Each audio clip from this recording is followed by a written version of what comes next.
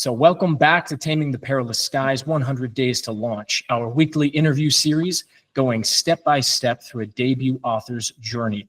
I'm Joshua from Spoken. I'm a multimedia producer and filmmaker, filling in for our fantastic usual host, Patrick, on this episode. And Phil, Patrick, and I are also collaborating on the motion picture that this very series is based on, which is an incredibly exciting development for us. And more on that soon.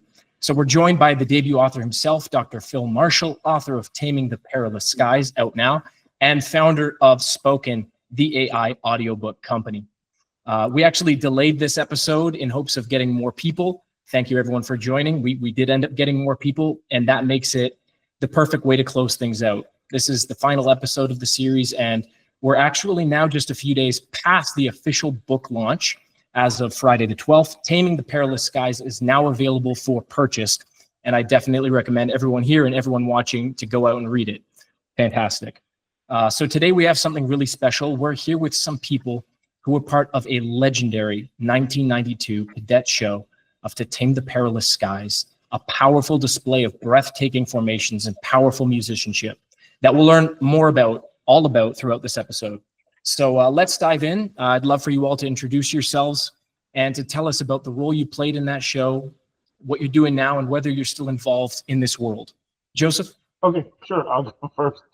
Joe Reichert, that was 1992 was actually my rookie year with the Cadets. I was a snare drummer.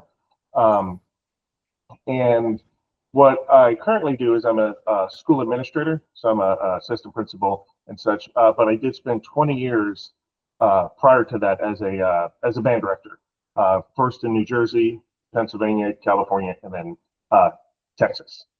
Kit, why don't you go next? All right, I'll go next. Hi, I'm Kit Rogers. Let's see, I was 1992. I was also a rookie in the Corps. It was my first time in any drum corps, and I had come from California, Santa Barbara, California specifically. Just graduated from high school, so I was 17, and was my first year in a drum corps. It was a great experience, obviously. I'm now a high-tech executive in Silicon Valley, working in the semiconductor industry.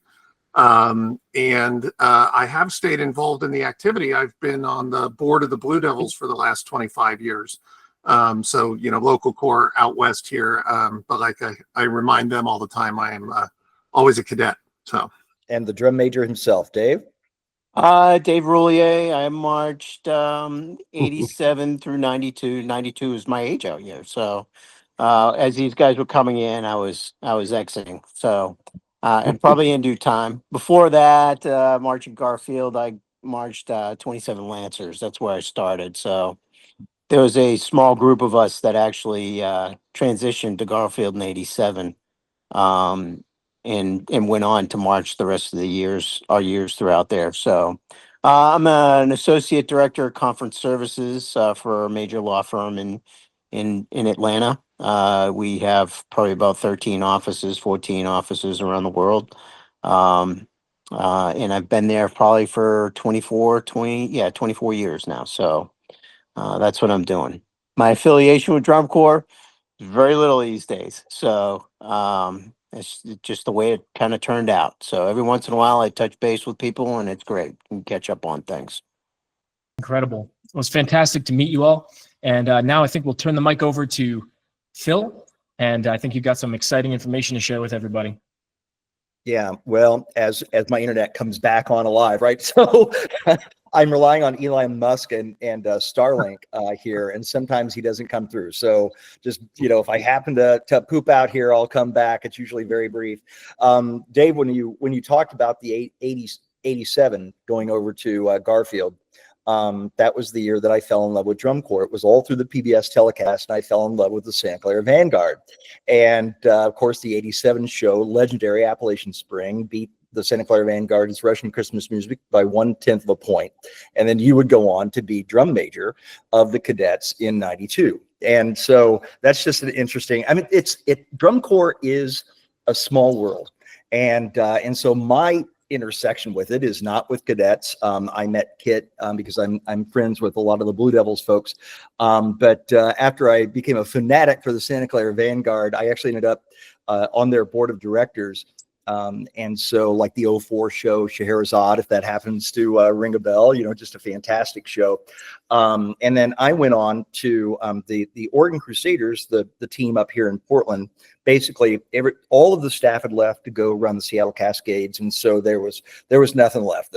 The instruments were gone. The uniforms were about to be gone. The semi was about to be gone, and I jumped in, raised my hand, and said, "I think we can save this drum corps." So, with a great team of people, ran the Oregon Crusaders from the '07 year through 18, and so that's my strong connection with the activity. The '92 show, I was there.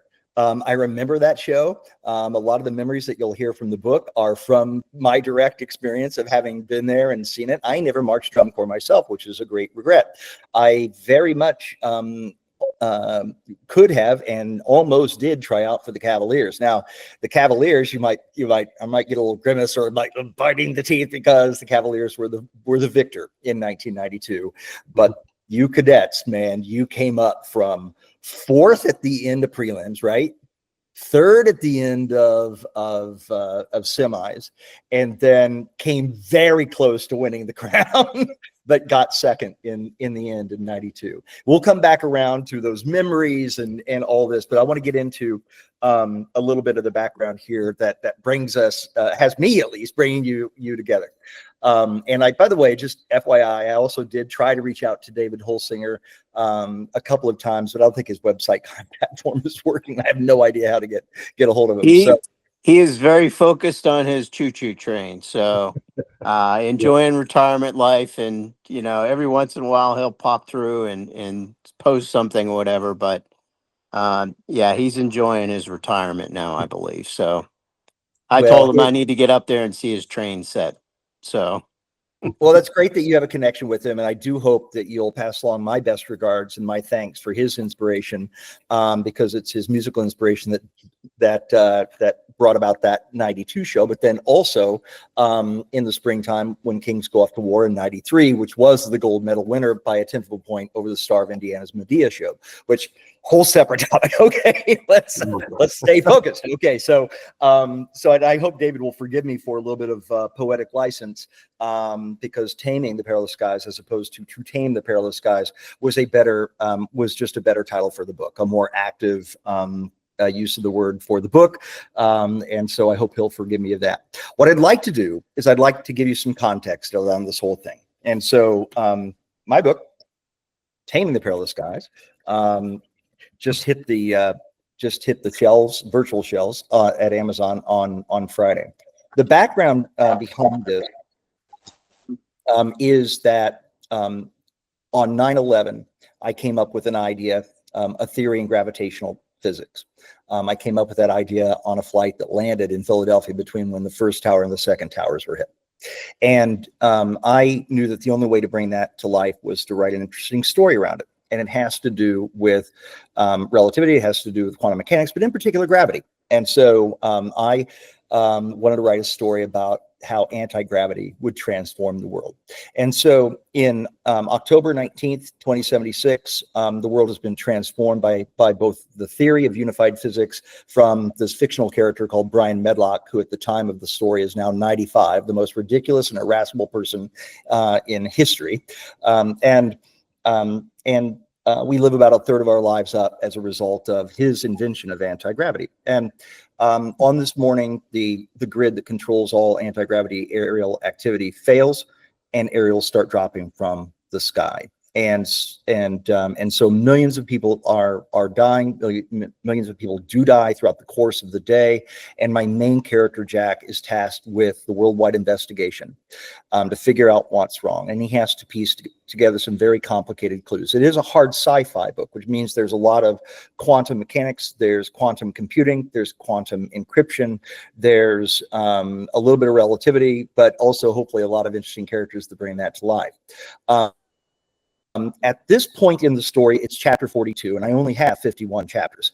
And so what that means is we already know everything pretty much by this point. We know what the culprit was, we know what was behind it, and unfortunately, they're within an hour of resetting the aerial grid, and Jack's only child, his 9-year-old son, Eric, is in his very first solo aerial adventure going to the Oak Ridge National Laboratory for a science class, and he is stuck and has been all day at 500 feet. But when they reset the grid, those aerials do drop for a period of time before the grid resets and anti-gravity kicks back in, and his son absolutely will die as a result of that reset. And so that's within an hour of this particular scene. And so he's lamenting that fact. He's at the White House. He's in the Rose Garden, and so I'm going to read you this excerpt. Okay. So a couple of the characters that are involved are the 95-year-old Medlock, Jack, Medlock's arch nemesis, the 90-year-old inventor of the quantum encryption system. His name is Zhang Wang, and the daughter of the president, a very precocious and scrappy 13-year-old named Kavi. At this point, Jack has heard laughter at the White House Theater, and he can't tolerate that. Like that, there's no room for laughter right now. And so he goes and he finds that it's the White House Theater. And there is Medlock and Zhang Wang and Kavi Batra. And Brian Medlock has just asked him what made him go into computers. And so Jack's just overhearing this from outside the door. And so Zhang Wang then, after explaining how he got into computers, says this. How about you, Brian? Wang said. When did you know you wanted to make things fly? Ah, Medlock said wistfully. It was August 1992. I was 11. And my mom's boyfriend was a musician, so basically a scoundrel. And he introduced me to the world of drum corps. He paused and, getting no hint of recognition from the others, explained, that's like a high-speed and very powerful marching band, if you could picture what those were. We drove up to Wisconsin to see these amazing groups perform. Our car overheated. We kept having to stop to add water to the radiator. And when we finally got to our seats, there was only one group left. And that show changed my life. What was the show? Kavi asked. Can we see it? The door began to close automatically and the room began to darken. As the curtains in front of the room slid open to reveal a large screen, I slipped inside. This is from Jack's point of view. A raucous crowd was anticipating the group set in a swooping formation on the University of Wisconsin football field. The scene was ancient. There must have been upwards of 150 performers in white pants with crisp militaristic maroon jackets and golden cummerbunds, and tens of thousands in the stand. The group's shape was two interconnected arches, similar to how you might scrawl the shape of a bird on a landscape, simple and elegant. They were surrounded by a circle of other performers wearing blue and black flight suits. Please welcome to the field, the announcer boomed. From Bergenfield, New Jersey, the Cadets. The crowd went wild. The opening brass impact was unlike anything I'd ever heard. It was full ethereal power, with the drumline's precision to match. The group encircling the musicians spun flags so precisely, I initially thought they were a machine, or AI. They wore goggles atop their heads like pilots of antique airplanes. Those goggles, Medlock's assistant said, those look like, that's where I got the idea, Medlock said, and I recalled how Medlock had made history in his very first aerial, the Bean, wearing something similar. One of the White House attendants I had seen earlier, now in jeans and a sweatshirt, was the woman I had overheard laughing from the door. She poured a bourbon for everyone, even one for Kavi, who looked quite comfortable and familiar with the drink. The group on the field accelerated faster and faster in kaleidoscopic whiplash forms as the music crescendoed to even greater power. Watch this, Medlock said, then upped the volume even further. The group coalesced into the formation of an old bomber, complete with 8 spinning propellers. They accelerated across the field to a climax of soaring unified brass that ignited the crowd into another wild ovation. You asked when I knew, Medlock said, pausing the video on the airplane formation. That was it. Over the next several months, I wrote and telephoned all the people who designed that show. I got their drill charts, their music scores, their choreography notes, you name it. If it was from that show, I had it. I calculated the number of actions, the number of individual decisions those performers had to make to create that single piece of art. Notes, dynamics, body position, flag rotation, and so on. Would you believe it was over 1 billion? All for a single piece of art. I had been there. I had seen it. Art and precision and power melded into something new and fantastic. I knew from that moment I was meant to build big, complicated, and beautiful things. The lights came back up, and I half hid behind one of the curtains lining the back wall. That show, Tavi said, with a tip of her whiskey towards the screen. What was it called? Medlock looked at Wang, and his bottom lip began to tremble. Taming the Perilous Skies. Wang looked down, nodded, then looked back up at Medlock. Well, my old friend, have we tamed these perilous skies? I am sorry to say it appears we have not, Medlock said tearfully. So that is the scene. And so what I'd like to do now, because this is going to be part of the video, and I hope a lot of people see this, is I'm going to play just that beginning, that moment from the show. And so I'm going to share my screen here. Let's just get it on the right two videos. This particular version of the video is the high definition version of the video, and does not have the intro. Actually, this one here does have the intro. So I'm going to play 2 seconds of this one. Okay. It's the high camera version. Okay. Yeah. Yeah, the high camera version. It's not real high quality. And so hopefully we'll be able to get that going here. Here, I'll show you. Well, let me stop sharing and see if I can't get that going again. It's funny when I see those videos come up, I'm like, I know where my dot is still. Yeah. Where your dot is. You guys did enough years. You probably, I don't know if you can still remember it from each show, but it's the only show I did. So I actually know where I am there. All right. A lot of people can recall their places and position. Yeah. Yeah, you're right. You go through so many of these that you don't know. Yeah. Every once in a while, I remember myself in passing on a video, and that's about it. Yeah. Let's take a listen just to the introduction on this one, and then we'll switch over to the higher definition one, because I want to hear the drum majors being announced, Dave. Let's make their drum majors. Hi, my name is Dave Rulia. And I'm Joanna Allen. We're the drum majors of the Cadets of Bergen County, Hackensack, New Jersey. Our choir director's name is Mr. George Hopkins. Our repertoire this year is To Tame the Perilous Skies by David Holsinger. Watch us fly. All right, I'm going to switch over now to the other view. And Dave, I must say that it's fantastic to hear such a Jersey accent. That was really, really great. That was more Bostonian than Jersey. Okay. That's what I know. I'm from Indiana. Yeah. Let's share this tab here now. Were you guys able to hear that? Okay. Yeah. Sure. All right. Here, let's just watch the beginning of the 1992 Cadets to Tame the Perilous Skies.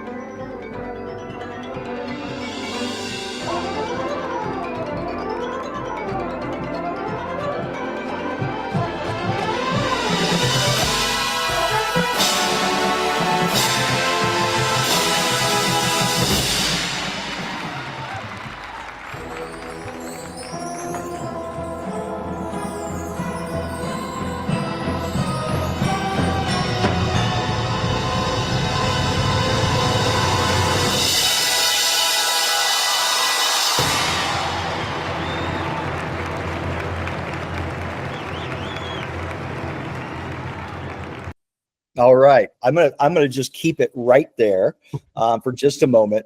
And so we know where Dave is. He's down center right there, right? Yeah. Right. So Good to know. So Joe, where were you in this? I am. If you see the snare line off on side one, yeah, you can kind of see the tall Shaco there in the snare line. Yep, that's me. And Kit, where are you? So I'm on the 30, kind of right in front of him on the 32. On the 32, right here. Yeah. Look at that. Well, that's fantastic. I'm going to just bring it back to us kids now, and what I'd like to do is I'd like to just hi Emily, welcome. We can't hear you. You're muted. You should be able to hit you. There you are. So you probably caught the fact that we just showed us a snippet of your show. Yes. And I had given a little bit of background just before that about the excerpt in the book that brings about that moment in the White House Theater in October of 2076. But before we go on any further and do memories of that show, Emily, why don't you introduce yourself? Tell us a little bit about your role in that show and what you're doing now. Do you stay involved in the activity? Yeah. My name is, when I marched, my name was Emily Aycock. I'm Emily Lyman now. I was a rookie. I marched in 92. I played mellophone. I work at the University of Southern Mississippi. I work in higher ed. And that's the college that I attended whenever I marched. My husband and I met there. He graduated with a music ed degree, and we have, since he and I have been married, we've been together since 1996. We have had WGI groups. We both ran an independent open drum line for years. And he has worked with DCI since, I think, 2016, maybe 2015, on the design staff for several different corps. So I've been in the pageantry arts, I guess, adjacent as the wife of a staff member. And I was always for our Scholastic world-class drumline that he had for 19 years. I was kind of in charge of the band booster and the volunteer part of the school and all the prop dads and everything. So I work at the university as a financial coordinator, but my husband has been in education, and he marched in Starving, Indiana. We were on tour together in 92. So I have been involved in pageantry arts in a support role, I guess you'd say, pretty much since 1997. Well, right at the year after we got married. That's fantastic. I'm sure in sharing memories with your husband of 92 that he must not be too bitter is slipping into third place. Yeah. It's an interesting coffee table discussion. Oh, I'm sure it is. I think Star was first at the prelims, right? And they had just they were first the whole season, the entire summer, until they just blew apart in finals week. Yeah, I remember when we saw them early in the season, and they won an early show that we participated in, and so they did a standstill concert afterwards. And our staff was saying, "What are they going to do the rest of the summer? They're already clean." Yeah. So they were good early. As my recollection. And, then we had that, what was it called? The early champions. It was in Tennessee somewhere, I think. Where Nashville. It was called Preview of Champions. Preview of Champions. I mean, we were still running into each other. And stuff. I mean, the show was so hard. I mean, we were still having little train wrecks and stuff on the field early in the summer. And my recollection is late in the summer. I don't know if George pulled us out of a show or what we did. We went in the woods somewhere for 3 days and ran just block after block after block after block and tightened things up. And we came out of that a totally different corps. So, yep. And that was one of the criticisms of Star that year, is that they had just maxed out. They didn't have any headroom to go. And both Cavies and Cadets, I think, just had such a difficult show that you still had room to improve. I would love for you guys to just share, any and all memories from them, to give just some context to that summer, that year, what it was like, what were the hard parts, what were the great parts, what do you remember about the design? I'd love for you guys to just share those memories so we have some context to all of that. Well, you know what? I'll share. I'll kind of tack on to what you were talking about, Kit. I remember we were in Indiana at a Star show, and with the drum line specifically, I mean, it was, oh my gosh, we we ended up having 7 snares, but like at one point we had like 5 snares, like 2 quads, like 3 bass drums, because like one of the guys in the bass line, he was like, hey, he had to go back to graduation and all, and it was just, I just remember us doing the show, and we were like, they were all standing against the fence watching us, and we were just like mortified. We looked like this ragtag like group of like whatever. We didn't, for us, we weren't the cadets. It was like, oh my God, it was just piecemeal, and then we were able to get a he's a very good friend of mine. He had marched in '91. It was going to take '92 off, and I just remember, the drum staff went and grabbed him from another drum corps he was teaching for the summer, and they were like, "No, you're coming on tour." And then we plugged him into the show, but like little by little, it was kind of like the engine, the little engine that could. We started off a complete disaster, and then as the season went, it really, I mean, you see the end result. And I just remember when we broke ranks, and we kind of congratulated the Cavaliers. You're talking about the progression of the season, Phil. I remember a couple of the Cavi guys saying to us, "Hey, good thing finals was tonight and not next week, because you guys definitely would have beat us." We were like, "Thank you very much, congratulations." Yeah. So you all you don't feel like you really maxed out what could have been possible. And I'm guessing that all came as a result of the difficulty of the show, or at least a big part of it, right? I mean, in looking at that show, I'm just gobsmacked by the complexity of it. What do you remember about the book and the designs? Was that a Zingali show? No, Mark Sylvester. Oh, Mark Sylvester. Okay, sure. Mark Sylvester, and it's funny, coming from Santa Barbara, the rough streets of Santa Barbara, California, all the way back there, back to the East Coast. I didn't know anybody in the Corps when I showed up. And I remember in the first practice, the Corps had already been together and working on the drill, and I was this rookie lead baritone. And the reason I wanted to march with the cadets is because at the time, for sure, the cadets, in my mind at least, were the Corps that moved the best. I mean, was very known for moving at high velocity and very complicated drill, and had done so for years. And so that's what I was attracted to all the way from California to it. And was right-footed, had a long tradition, a bunch of weird little things that just made the cadets extra special in my mind. And in that first rehearsal we get there, we're working on some of the back end of the show, and Mark Sylvester was like, "Look, you came out," he said this over the microphone in front of everybody, because I was not able to get from my dot in one area way over to somewhere else I needed to get to. And he said over the microphone, he said, "You came back here to move," in his interesting accent, "and you need to get there. I don't care what you have to do, you have to get there at the time you get there." And so I learned how to, what is equivalent of jazz run now while you're playing and that kind of thing, just to figure it out. But that show was really moving, and particularly the last minute of the show is bananas. So yeah. Dave, as you oversaw this from on high, what was your perspective about this? Because you had a lot of years of experience to know how this fit with regard to complexity, with regard to what the challenge was for the performer, challenge for you as the conductor. What do you think about that?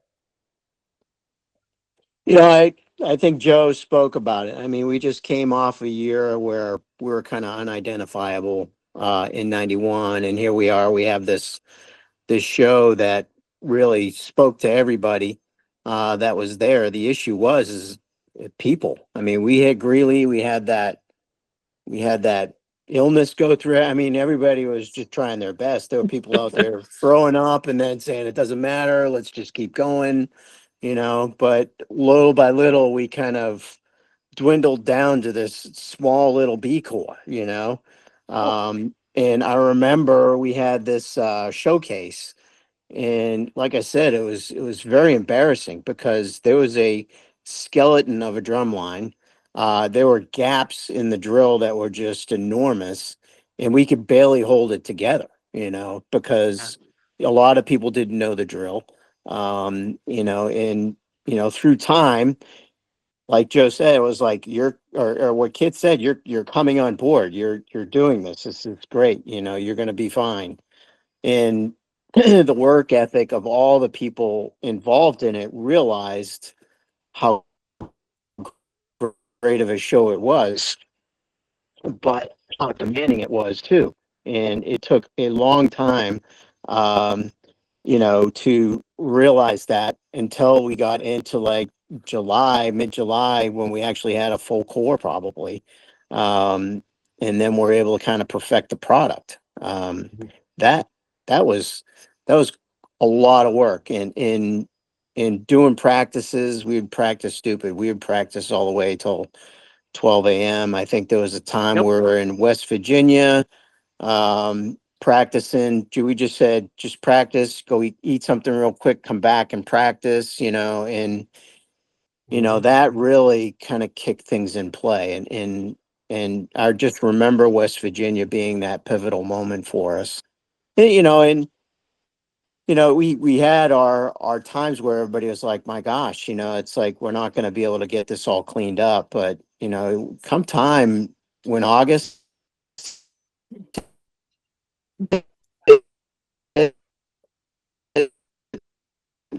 we were coming out of the gates point guy. And I made it a point to really just pull people in and say, look, I could care less about where we place and what these judges think. We work way too hard to be judged on anything that we're doing at that time. So just focus on your product and get out there, because Emily's married into drum corps. She's married to Tony, and I totally admire what Star of Indiana did, what the Cavaliers did, what the Blue Devils did, and it was all great to just be a part of it. You know what I mean?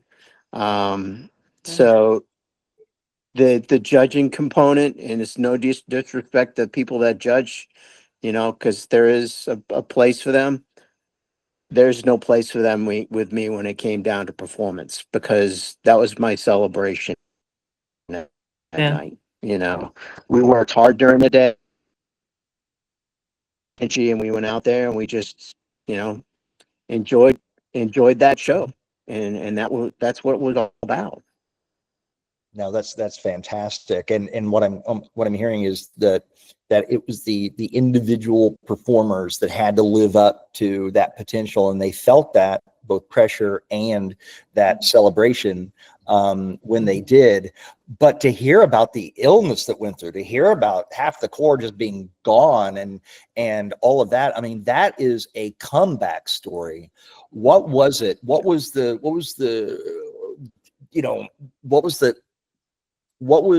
culture? What was it that brought that level of execution out of that train wreck of a situation?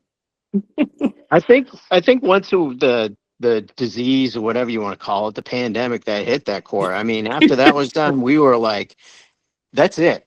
We don't have time to talk about that.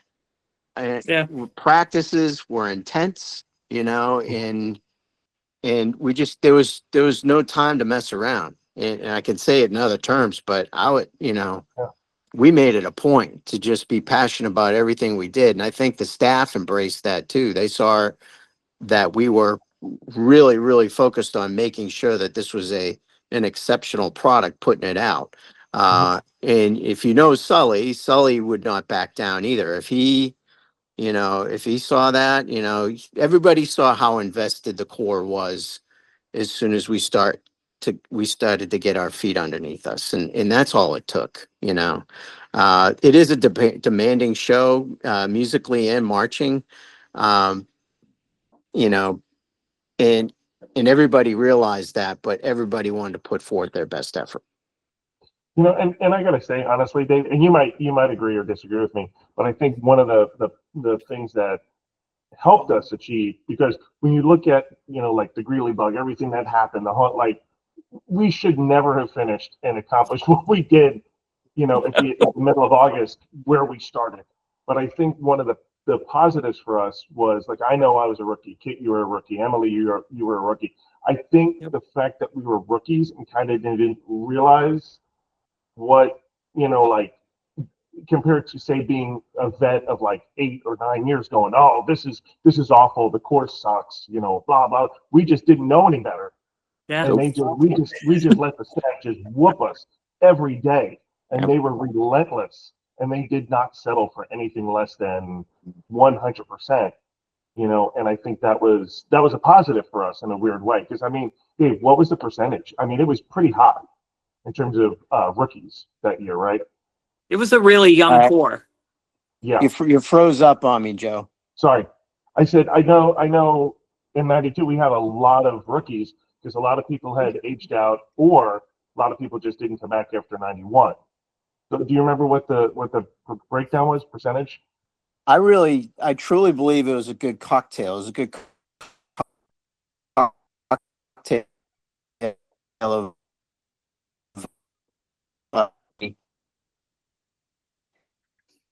kind of pushed the whole thing together. If you look at the staff that we have, the history of some of them now, I mean, you look at Leon May, he's writing drill. Jeff Sackdick was out there.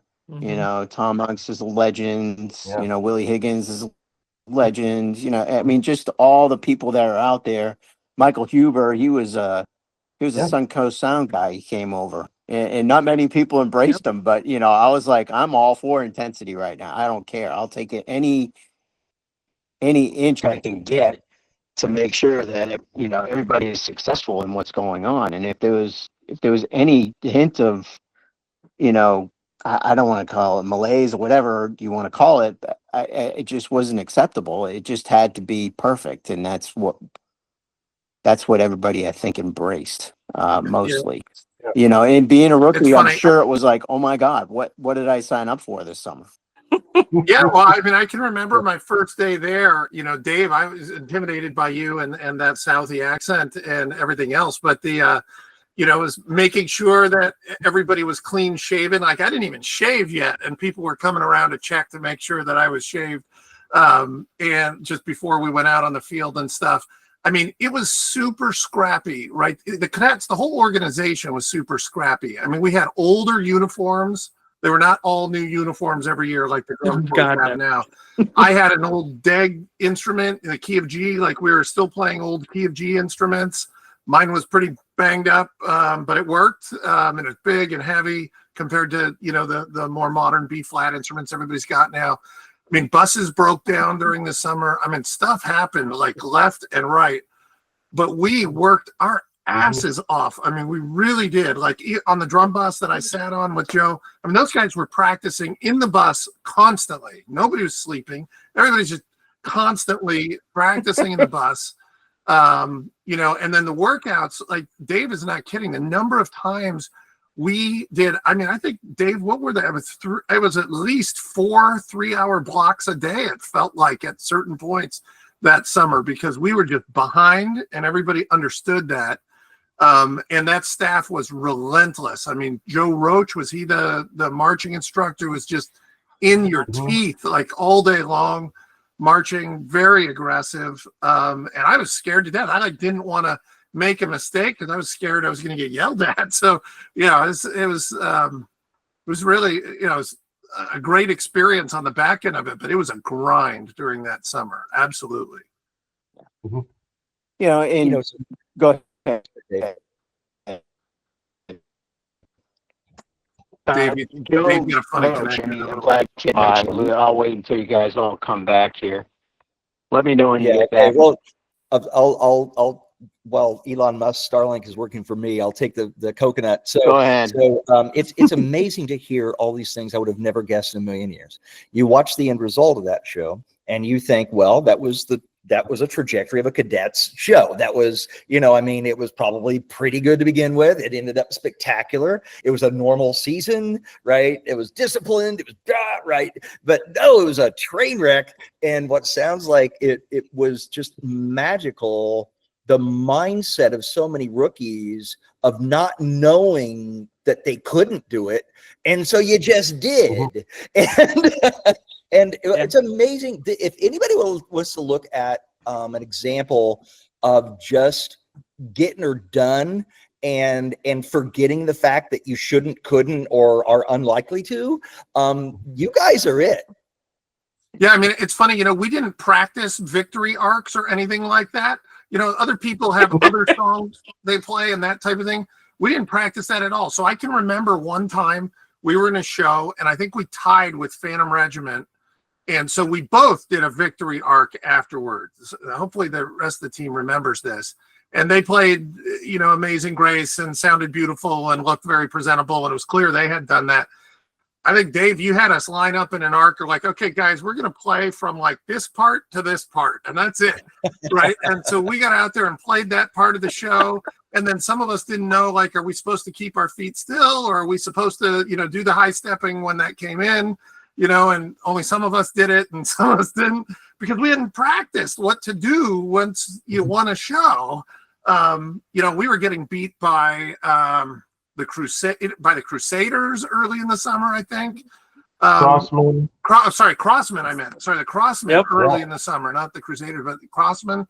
We were getting spanked by them early in the summer, but by the end, we were elite. But it was an act of force that enabled that to happen. It felt like. But I just will just add this: out of the four of us, I'm the only one who was able to march in '93. The standard that we set, and I talked with some friends that we all marched with in '92, and they talked about how it wasn't until like say the last like 2 or 3 weeks that we really became the cadets, and everything that we did that summer laid the groundwork for '93. There was a load of us that came back, and '93 was so much easier than '92 was. Yeah. Because I felt like we really hit the ground running because of the blueprint of what we did from '92 that carried over into '93. Yeah. And I, Oh, poor Dave. when I started in '87, I remember I was 15 years old, I think, and I was so in this parking lot. And to me, what impressed me the most were the lead soprano.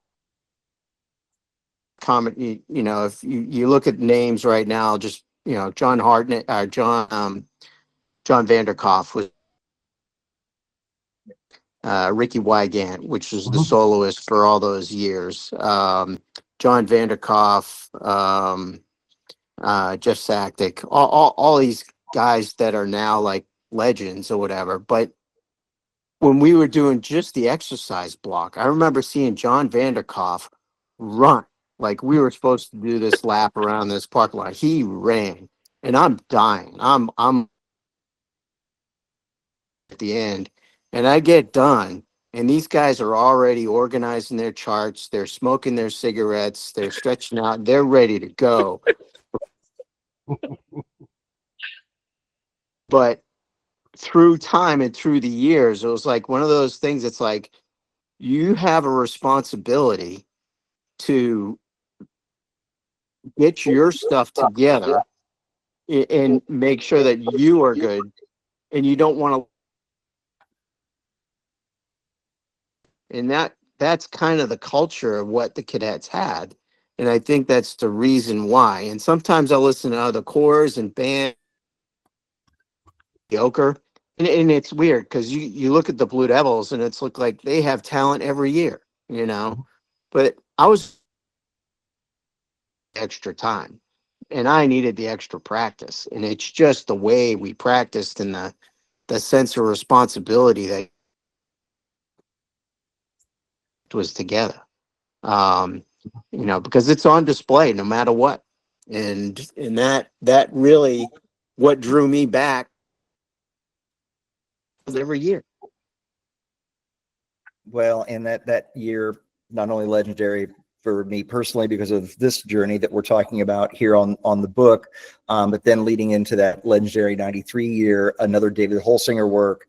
And so that art at that era, at that time, just really magical, I think. Every art form goes through its magical period. And for me and my own inspiration, those late 80s through 90s and to the early aughts, for me is the magical drum corps year. And you guys personified that.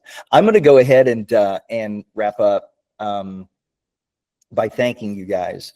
Thank you guys for being here to share your memories and your story, but also thank you for creating a piece of art that that now is having new dimensions, right? And you were all there. You did it. You created something big, complicated, and beautiful, as my character Medlock would say.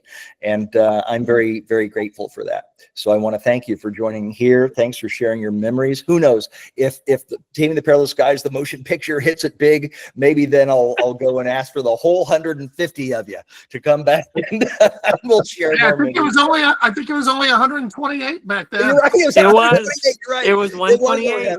It's hard to believe, actually. It's hard to believe that only 128 people could do that. Yeah. Crazy. Well, thank you again. And Joshua, thank you for helping kick us off. And so it's great to connect with all of you. I do hope we stay in touch. And thank you again for being an inspiration. Professional audiobooks in a click. Spoken.